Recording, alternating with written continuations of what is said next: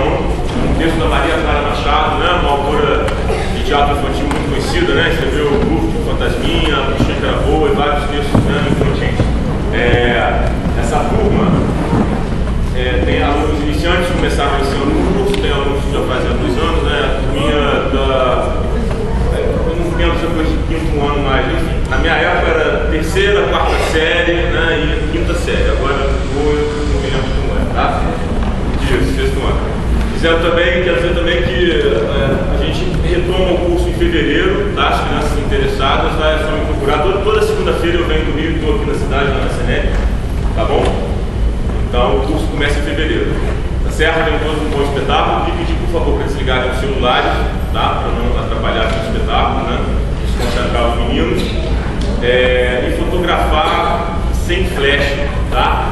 Os alunos, os meninos podem ficar assustados com flash e se concentrar, tá?